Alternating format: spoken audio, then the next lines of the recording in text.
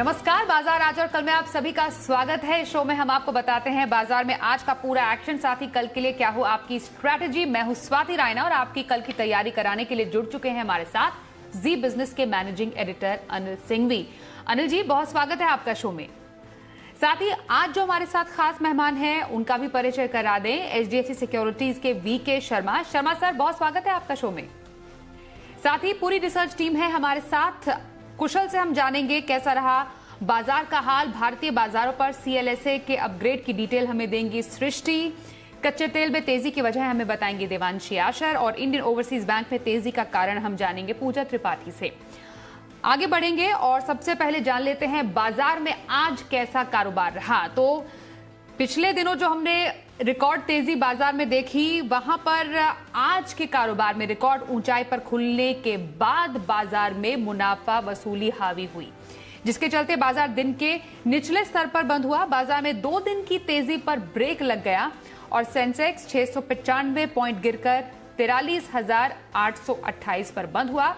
वहीं Nifty 197 point गिरकर 12,858 पर बंद हुआ।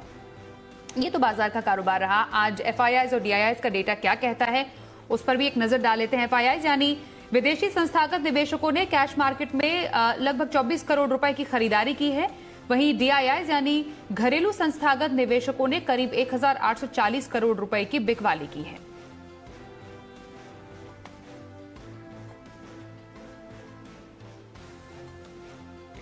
और अब आज के बाजार पर एडिटर स्टेक के लिए अनिल जी आपके पास आ रहे हैं। आज एक्सपायरी के एक दिन पहले हमने देखा मुनाफा वसूली थी, बाजार गिर गए। आज के कारोबार को अगर और भी गहराई से समझें तो क्या ये ट्रेंड बदलने के संकेत है? दुनिया भर के बाजारों के मजबूत संकेतों के चलते भारतीय बाजारों ने दमदार शुरुआत की। अमेरिका में शानदार तेजी रही और डाउ फ्यूचर्स भी मजबूत थे। इसके चलते भारतीय बाजारों ने खुलते ही नए रिकॉर्ड बनाए और आज लगातार तीसरा ट्रेडिंग सेशन ऐसा था जब बाजारों में लाइफ टाइम हाई बना और निफ्टी और सेंसेक्स दोनों नए रिकॉर्ड पर पहुंचे। इतिहास में अब 13,145 ये है वो लेवल जो निफ्टी के रिकॉर्ड के तौर पर दर्ज हो चुका है और सेंसेक्स 44,825 का आंकड़ा आज छूते हुए दिखा। लंबे समय बाद बैंक निफ्टी भी आज 30,000 के पार निकला, 30,200 के आसपास पहुंचा। लेकिन शुरुआत मजबूत करने के बाद पहले घंटे के बाद से थोड़ी थोड़ी प्रॉफिट बुकिंग के संकेत आने शुरू हुए। मिड सेशन में बिकवाली हल्की बढ़ती हुई दिखी और लगभग 1:30-2 बजे के बाद तेज बिकवाली का दौर बनता हुआ नजर आया और बाजार ऊपरी स्तरों से तेजी से फिसले। वो भी तब जबकि ग्लोबल मार्केट्स ठीक थे, कहीं कोई खास बिकवाली का दबाव नहीं। हाँ, डाउ फ्यूचर्स 100 पॉइंट से जो मजबूत थे वो सपाट हो गए, लेकिन ऐसा नहीं कि बड़ा बिकवाली का दबाव हो। और ऐसा हुआ इसलिए कि लगातार तेजी होने के बाद और 12,000 से 13,000 निफ्टी सिर्फ 14 ट्रेडिंग सेशन में पहुंचा है।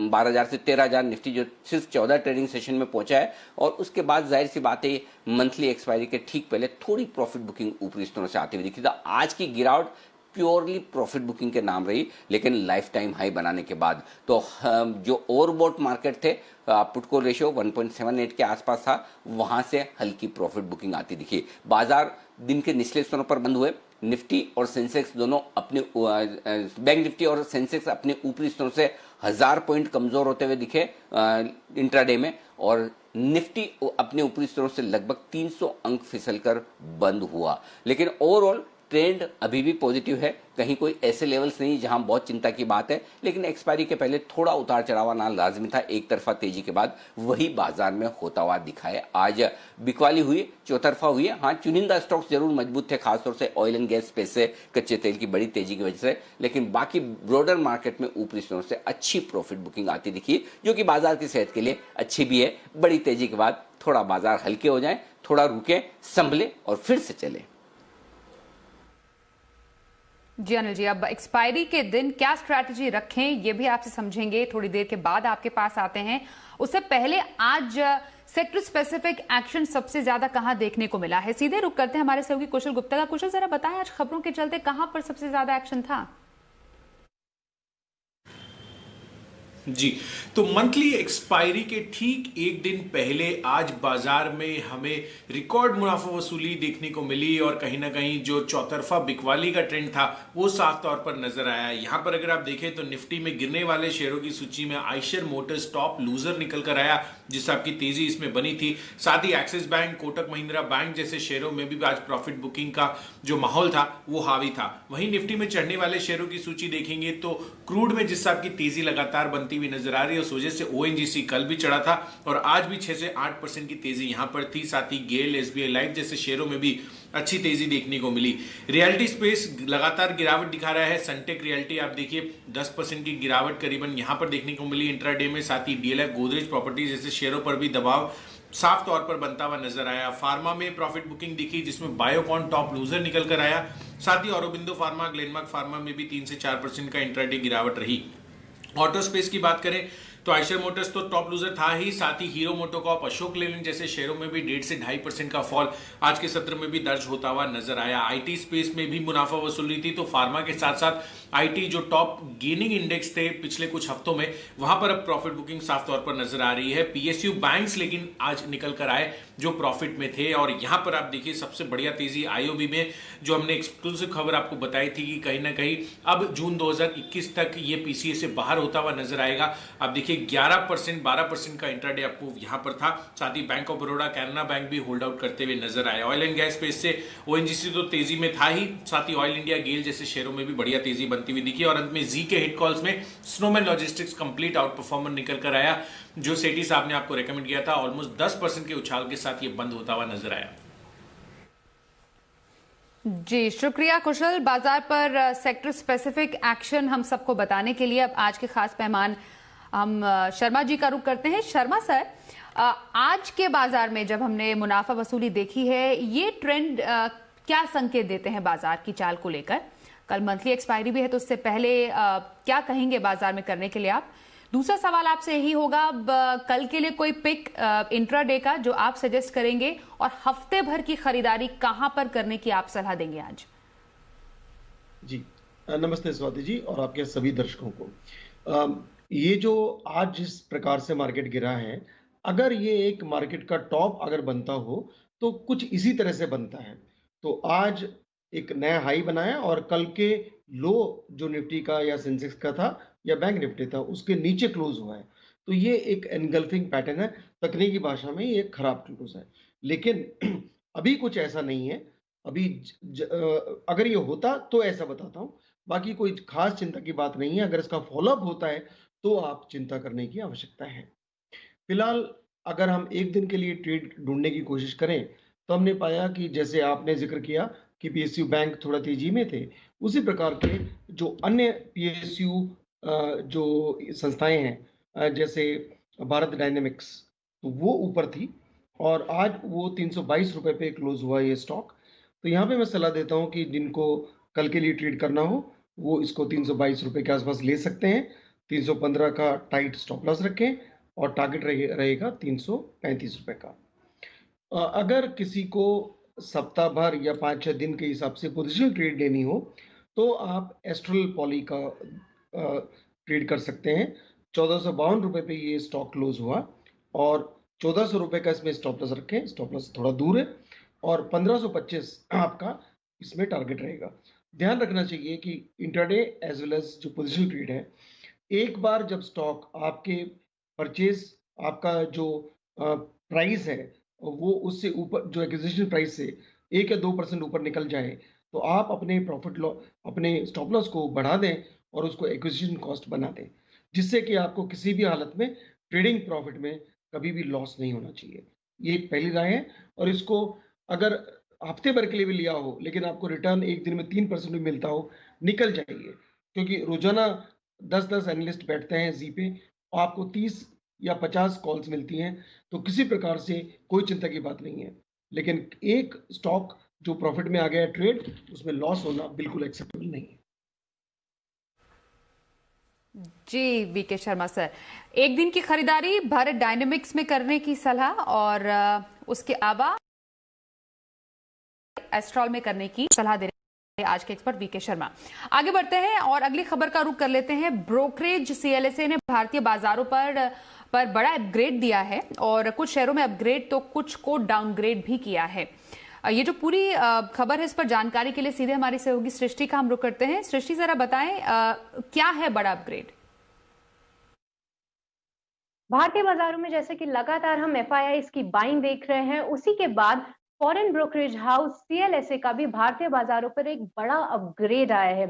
23 तिमाहियों के डाउनग्रेड के बाद इस बार पहली बार सीएलएसए ने ईपीएस अपग्रेड किया है।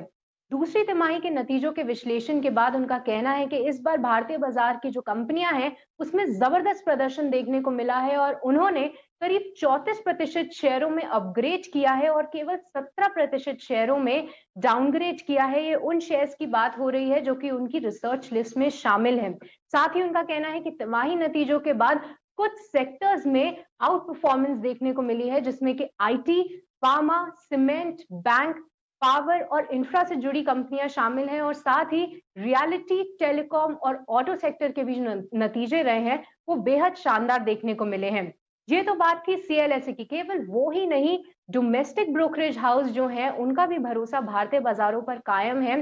कोटक के नीलेश शाह का कहना है कि अनुमान से कई बेहतर इस बार सितंबर तिमाही के नतीजे देखने को मिले हैं और साथ ही निफ्टी में करीब 17% ग्रोथ के साथ 1.07 लाख करोड़ का रिकॉर्ड मुनाफा देखने को मिला है, जो कि एक बेहद बड़ा आंकड़ा है। और दिग्गज domestic brokerage house Motilal Oswal, उनका भी ये कहना है कि पिछले कई सालों में सबसे बेहतरीन तिमाही इस बार सितंबर तिमाही की रही है भारतीय बाजारों के लिए और भारतीय कंपनियों के लिए।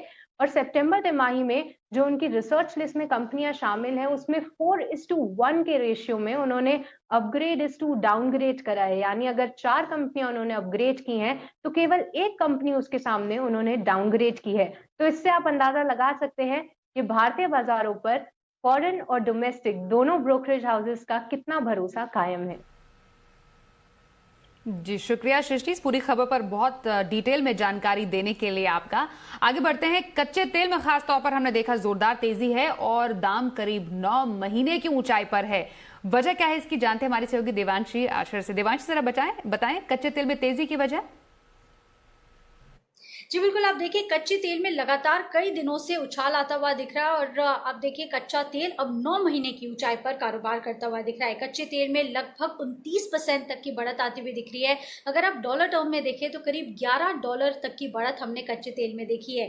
क्या वजह रही है जिसके चलते हम देख रहे हैं कि 6 मार्च के बाद कच्चे तेल में सबसे ज्यादा उच्चतम स्तर देखने मिल रहे हैं। सबसे पहले तो यही है कि जिस तरह से वैक्सीन की अब बात होती हुई दिख रही है, जिस तरह से काफी वैक्सीन अब अच्छे एफिकेसी दिखा रहे हैं 90% से ज्यादा, तो इसी के चलते अब इकोनॉमी फिर एक बार ट्रैक पर आने की उम्मीद लगाई जा रही है। ट्रांसपोर्टेशन शुरू होते हुए दिखेंगे और इसी के चलते अब कच्चे तेल को सहारा मिलता हुआ दिख रहा है। इसके अलावा यूएस इकोनॉमी में भी हम देख रहे हैं कि जो इलेक्शंस थे उसके चलते जो अनिश्चितता है वो खत्म होती हुई दिख रही है और इसके चलते भी कच्चे तेल को काफी सहारा मिला है।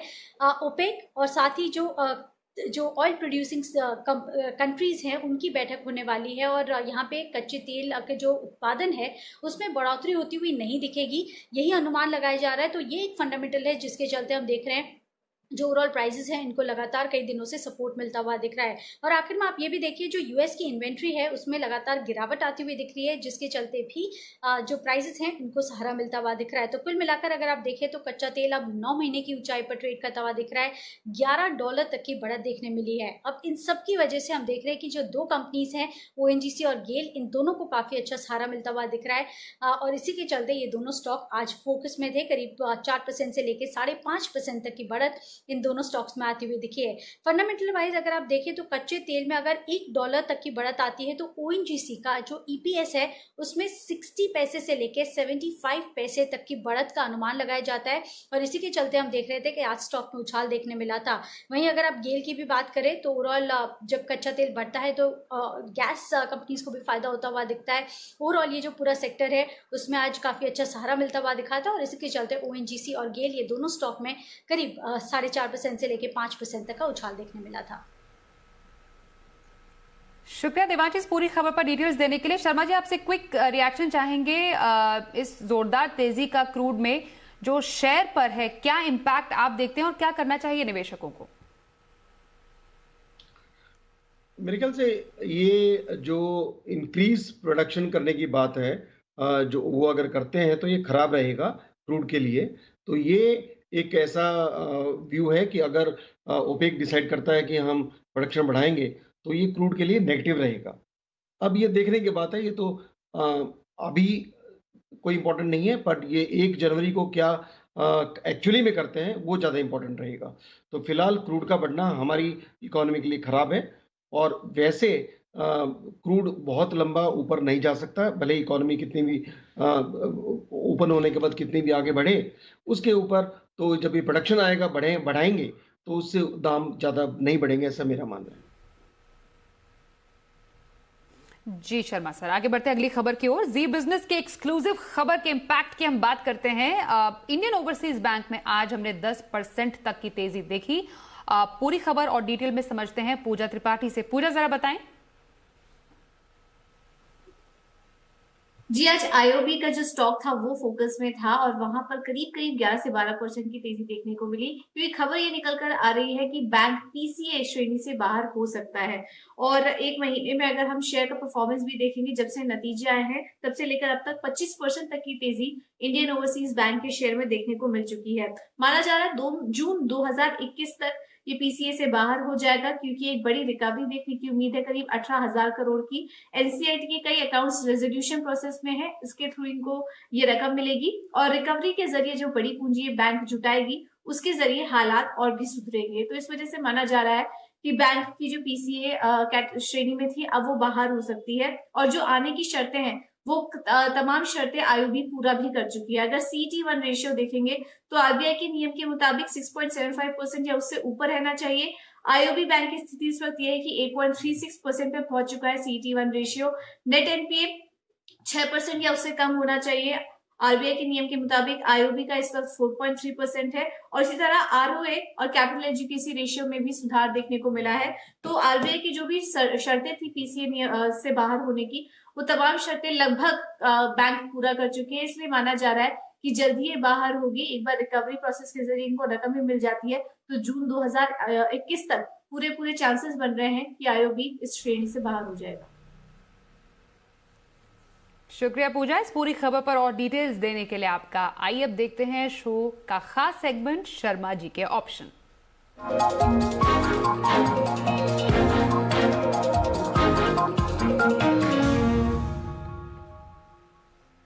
HDFC सिक्योरिटीज के वीके शर्मा जी हमारे साथ शो में आज खास मेहमान भी हैं। शर्मा जी, आज आप दर्शकों को बम्पर कमाई का कौन सा ऑप्शन बताएंगे? नमस्ते जी, दोबारा इस सेगमेंट के दर्शकों को। मैं समझता हूं कि अभी माहौल ऐसा है कि यहाँ पे जबरदस्त कमाई हो भी सकती है और नहीं भी हो सकती है। सीधी और साफ बात करना आवश्यक है। तो सबसे बड़ी बात यह है कि आज मार्केट डाउन था, सेंटिमेंट नीचे था, तो ऐसे वक्त में तेजी की बात करना थोड़ा सा मुश्किल रहेगा, डेटा से बैक नहीं कर पाएंगे। तो यहाँ पे मंदी की बात करते हैं तो 2 स्टॉक्स हैं जो, और ये जो ऑप्शंस मैं सजेस्ट कर रहा हूँ ये पुट ऑप्शन खरीदने की बात है, यानी आप इन दोनों स्टॉक में मंदी करेंगे। और ये जो स्टॉक्स हैं इनको आप सुबह के ऊपर जो अनिल जी की एडवाइस होगी उसके हिसाब से चलेंगे। अगर वो कह रहे हैं कि तेजी होगी तो आप ये मंदी का सौदा न करें।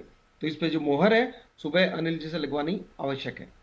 तो जो ऑप्शन है मेरे, एक तो है आपका इंडिगो, वहां पे आप 1600 का पुट ले सकते हैं, नवंबर का पुट, दोनों ही पुट ले सकते हैं 17.50 पे, 10 रुपए का स्टॉप लॉस, टारगेट रहेगा 35 रुपए। और दूसरा बालकृष्ण इंडस्ट्रीज, 1600 का ही वही स्ट्राइक प्राइस है, पुट ले 9 रुपए पे, स्टॉप लॉस 4 रुपए का रखें और टारगेट रहेगा आपका 20 रुपए। ध्यान रखना चाहिए कि ये मोहर लगनी बहुत आवश्यक है अनिल जी की सुबह। अब जानते हैं कल के लिए क्या हो आपकी स्ट्रैटेजी जी बिजनेस के मैनेजिंग एडिटर अनिल सिंघवी से। अनिल जी, अब कल तो मंथली एक्सपायरी है और ज्यादा जरूरी और भी जानना जरूरी हो जाता है कि आज की गिरावट के बाद अब कल क्या स्ट्रैटेजी हो। आज रात अमेरिकी बाजारों का सेशन कैसा रहेगा ये थोड़ा इंटरेस्टिंग हो सकता है, क्योंकि भारतीय बाजारों के बंद होते वक्त डाउ फ्यूचर्स एकदम सपाट थे, कहीं कोई बड़ा मूव नहीं, यूरोप में सुस्ती थी। तो अमेरिका में एग्जैक्टली किस तरह का ट्रेडिंग सेशन होगा, कल डाउ फ्यूचर्स कैसा कारोबार करेंगे, ये देखना इंटरेस्टिंग होगा। और ये इसलिए भी जरूरी है क्योंकि पिछले 2-3 दिनों से अमेरिकी बाजार बड़ी तेजी बना चुके हैं, तो काफी लोग ये भी मान के चल रहे हैं वहां पर भी एक हल्का फुल्का करेक्शन आना चाहिए। तो क्या वो करेक्शन आज मिलता है? अगर मिलता है तो फिर आपके लिए कल जो बाजार में सपोर्ट लेवल होंगे 12,725, 12,775। निफ्टी पर ये रेंज मजबूत सपोर्ट का काम करेगी कल के लिए, और ऊपरी स्थानों पर 12,975, 13,025 ये वो लेवल है जहां पर जाकर बाजार आपको रुकते हुए दिख सकते हैं। जहां तक बैंक निफ्टी का सवाल है, 28,500 के आसपास बैंक निफ्टी पर मजबूत सपोर्ट है। 28,450, 28,600 मान लें, ये सपोर्ट के तौर पर काम करेगा, और ऊपरी स्तरों पर अब आपको 29,750, 29,900 की रेंज है जहां पर रुकावट आते हुए दिखेगी। कल मंथली एक्सपायरी का भी दिन है, ऐसे में उतार चढ़ाव दिखेगा, आपको दोनों तरफ ट्रेड के मौके बनेंगे। अगर ग्लोबल मार्केट के संकेतों के साथ तेज गिरावट के साथ कमजोरी के साथ खुले तो निचले स्तरों से आपको प्रॉफिट बुकिंग भी आती दिखेगी, और साथ ही अगर मजबूती के साथ खुले तो ऊपरी स्तरों पर थोड़ी बिकवाली भी। तो दोनों तरफ के ट्रेड आपको मिलेंगे, और उसके लिए आपको एक्सपायरी के दिन जरूर तैयार रहना चाहिए। जी अनिल जी, बहुत शुक्रिया आपका हमारे साथ शो में शामिल होने के लिए। अब शर्मा जी आपके पास आ रहे हैं, और थोड़ी लंबी अवधि का नजरिया हो अगर किसी का, तो उसके लिए कौन सा स्टॉक आप रेकमेंड करेंगे? जी, तो मैं समझता हूं कि इस वक्त अगर थोड़ी लंबी अवधि के लिए लेना हो तो 2-3 सेक्टर थोड़े सेफ से दिखते हैं। एक तो आईटी, और दूसरा फार्मा, और तीसरा है आपके जो न्यू इकोनॉमी से रिलेटेड जो स्टॉक्स हैं, जैसे इंटरनेट रिलेटेड जो चीजें हैं। तो इसी में इन्हीं एक सेक्टर में से मैं एक स्टॉक लेके आया हूं जिसका नाम है सिप्ला। पहले भी रिकमेंड किया जा चुका है। तो ये स्टॉक 731 रुपए पे क्लोज हुआ है। हमारा रिकमेंडेशन ये है कि इसका जो सपोर्ट है नीचे का वो 690 तक है। तो आप करंट भाव पे भी ले सकते हैं, 690 के आसपास एवरेज भी कर सकते हैं, या गिरे तब ले सकते हैं। लेकिन आपका ऊपर का टारगेट फिक्स कर दिया है, वो ऊपर का टारगेट 856 रहेगा। अगर आप करंट भाव से देखते हैं तो 17% के आपको रिटर्न मिलते हैं। अगर आप नीचे लेते हैं तो आपकी रिटर्न अकॉर्डिंगली बढ़ जाएंगे। क्यों रिकमेंड कर रहा हूँ ये स्टॉक?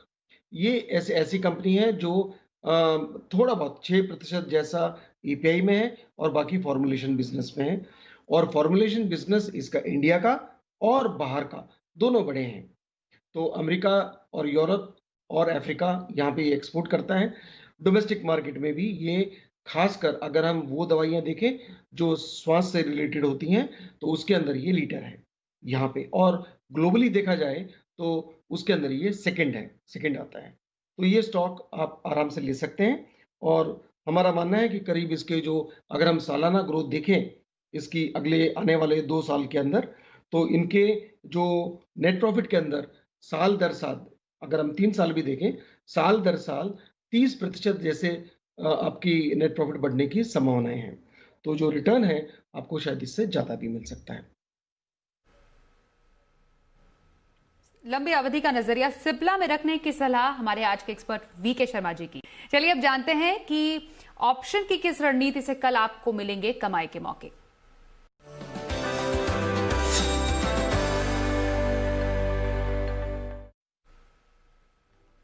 हमारे साथ फोन लाइन पर मौजूद हो चुके हैं एसएमसी ग्लोबल के नितिन मुरारका। नितिन जी, बहुत स्वागत है आपका। कल मंथली एक्सपायरी पर कौन सी रणनीति बताएंगे आप?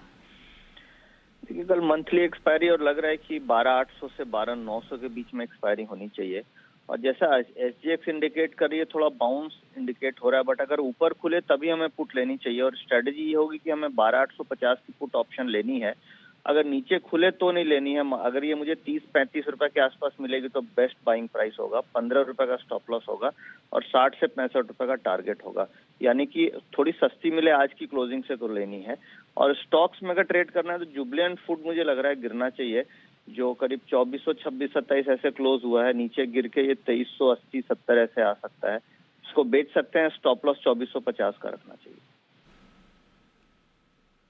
शुक्रिया नितिन जी हमारे साथ शो में शामिल होने के लिए, कल के लिए ऑप्शन स्ट्रैटेजी बताने के लिए। और वीके शर्मा सर, आपका भी बहुत शुक्रिया, आप शो में शामिल हुए हमारे साथ। और साथ ही हमारे तमाम सहयोगी हम तक खबर एक्सक्लूसिव रिसर्च पहुंचाने के लिए।